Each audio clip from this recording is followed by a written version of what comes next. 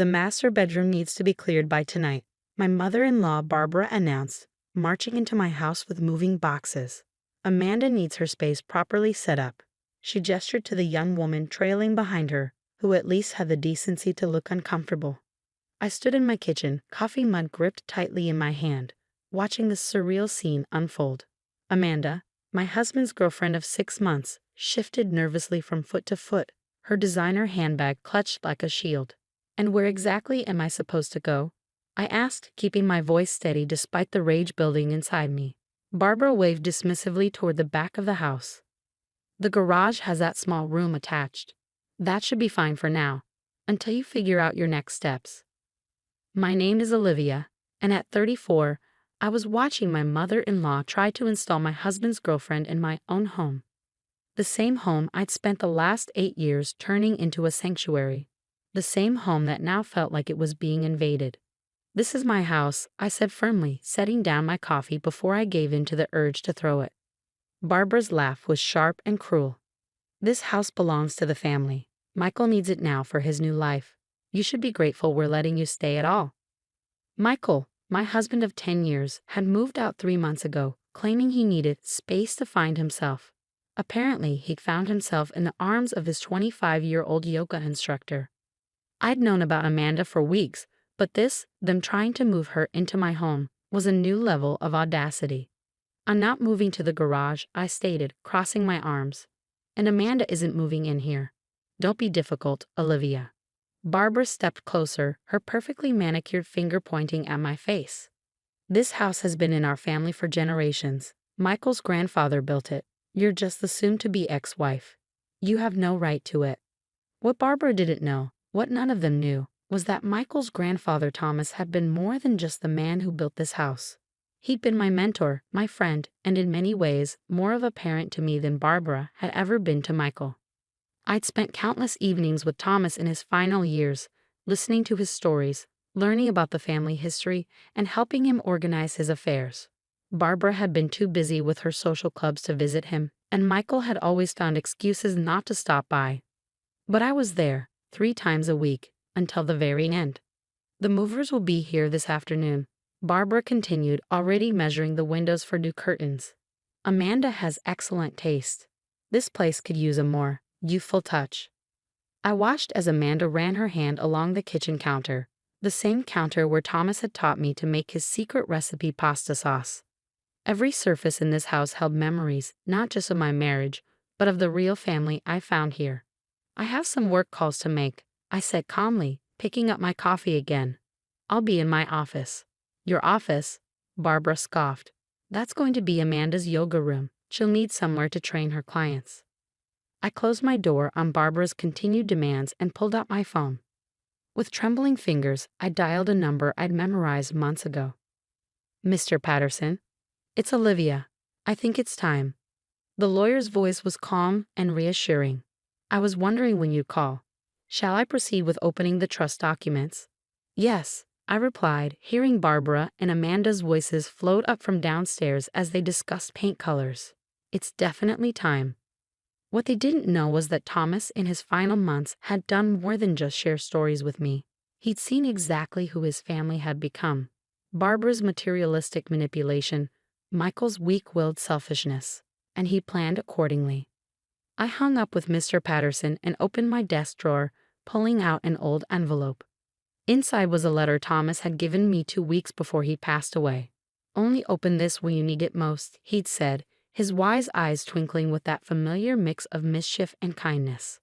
I'd known this day was coming. I'd seen the signs in Michael's growing distance, in Barbara's increasingly hostile behavior. Thomas had seen it too, long before any of us were ready to admit it. Downstairs, I heard the front door open and Michael's voice join the others. "The movers are on their way," he called out. "Mom, did you tell Olivia about the garage?" I ran my fingers over Thomas's letter, remembering his last words to me. "Sometimes, my dear, justice comes in unexpected ways. Just be patient and trust in what we've planned." The sound of footsteps on the stairs told me they were coming to confront me again. I tucked the letter away and squared my shoulders. Let them come. Let them make their plans and measure their curtains. The trust documents would be unsealed tomorrow morning, And then they'd learn what Thomas had known all along. That family isn't about blood or marriage. It's about who shows up, who cares, who stays. Barbara's sharp knock rattled my office door. Olivia, the movers need to get in there. I smiled, thinking of Thomas and the future he'd helped secure. Come in, Barbara. We need to talk about the house. The door swung open, and there they stood. Barbara, Michael, and Amanda, ready to claim what they thought was rightfully theirs. They had no idea what was coming. What's there to talk about? Michael asked, leaning against my office doorframe with that familiar look of smug confidence. Mom's right. This is a family house. You're not family anymore. I sat calmly at my desk, fingers tracing the edge of Thomas's letter. Actually, there's quite a lot to discuss. Mr. Patterson, the family lawyer, will be here in 20 minutes. Barbara's perfectly penciled eyebrows shot up. Patterson? Why would that old fool be coming here? Because I called him, I replied simply, and he's bringing some important documents that all of you need to see. Michael straightened up, his smugness wavering slightly. He remembered Mr. Patterson from his grandfather's funeral, the stern-faced lawyer who'd given him a disapproving look when he checked his phone during the eulogy. Whatever game you're playing, Olivia, Barbara started, but the doorbell cut her off. That'll be him now, I said, standing up. Shall we move this to the living room? They followed me downstairs, Barbara whispering furiously to Michael while Amanda trailed behind, clutching her designer bag like a security blanket. Mr. Patterson stood at the door, his weathered briefcase in hand, looking exactly as he had the day Thomas had introduced us. Mrs. Collins, he nodded to me, then turned a cool gaze to the others. Barbara, Michael. And this must be the girlfriend. Amanda flushed red as Barbara bristled. Now see here, Patterson. Please, he interrupted. Let's all sit down. We have important matters to discuss. Once everyone was seated, Barbara perched on the edge of the sofa like she was ready to pounce. Michael slouched in his father's old armchair, Amanda hovering uncertainly nearby. Mr. Patterson opened his briefcase. Before his death, the lawyer began, Thomas Collins made certain arrangements regarding this property. Arrangements he specifically asked me not to reveal until they became necessary. What arrangements? Michael demanded. Grandpa left everything to the family. Mr. Patterson pulled out a thick envelope. Actually, Michael, your grandfather left this house in a very specific trust. A trust that named one particular person as its executor and primary beneficiary. Barbara's face went pale. That's impossible. This house has always passed through the male line. It belongs to Michael. Not according to this, Mr. Patterson said, removing several documents from the envelope. Thomas was quite clear about his wishes. The house and everything in it was to be placed in trust for the person who, in his words, showed true understanding of what family means. He turned to me, extending the papers. Olivia has the name trustee and beneficiary. These belong to you. The silence in the room was deafening. I took the documents, remembering all those evenings with Thomas, how he'd watched me care for his home, tend his garden, listen to his stories while his own family was too busy to visit. This is ridiculous, Barbara exploded, jumping to her feet. She manipulated him. She took advantage of a sick old man. Mr. Patterson's voice cut through her accusations like steel. Thomas was of completely sound mind when he made these arrangements. In fact, he specifically anticipated this reaction. He pulled out another paper. He left a letter explaining his decision. Shall I read it? Michael was staring at me, his face a mix of shock and dawning comprehension. He remembered all the times I'd invited him to visit his grandfather, all the dinners he'd skipped, all the family stories he'd been too busy to hear. To my family, Mr. Patterson read, if you're hearing this letter being read, it means you've forgotten what truly matters. This house was built not just with bricks and mortar, but with love, with the hope of creating a place where family would grow and thrive. Olivia understood this. While you were all busy with your own lives, she sat with me, learned our history, and showed me what it means to be truly family. The house is hers, to use as she sees fit. Perhaps this will teach you that family is earned, not simply claimed by blood or marriage. Barbara sank back onto the sofa, her face ashen. Michael stood up abruptly, running his hands through his hair in that nervous gesture I knew so well. The movers, Amanda said suddenly, her voice small. They're supposed to be coming. You should probably cancel them, I suggested quietly, since you won't be moving in after all. Mr. Patterson cleared his throat. There's more. The trust also stipulates that any attempt to contest these arrangements will result in the house being donated to the Historical Society. Thomas was quite thorough in ensuring his wishes would be respected. Barbara's mouth opened and closed soundlessly. Michael looked lost, like a child who'd just been told Santa wasn't real. Amanda had already grabbed her phone, presumably to cancel the movers. Now, I said, standing up, I think it's time for everyone to leave. I have some redecorating to do. I looked directly at Barbara, and I won't be needing that garage room after all. The days following Mr. Patterson's revelation brought a parade of reactions from the family. Barbara launched into damage control mode, calling relatives to spin her version of events before word got out that she tried to move her son's girlfriend into my house. Michael oscillated between angry texts and pathetic attempts at reconciliation. We can still work this out, he wrote one evening. The house is big enough for both of us.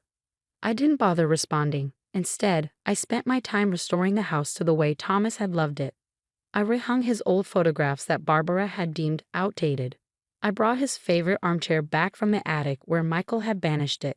Each change felt like reclaiming not just my space, but Thomas's legacy.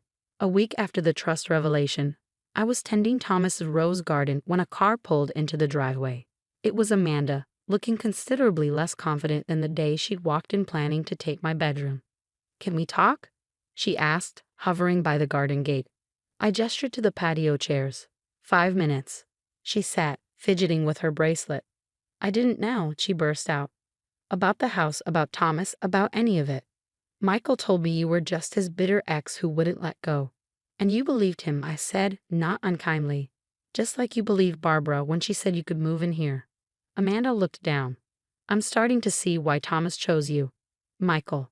He's not who I thought he was. Last night he suggested we try to contest the trust anyway, said we could figure out a way around it. I couldn't help but laugh. That sounds like Michael, always looking for the easy way out. I ended it, she said quietly. This whole thing opened my eyes.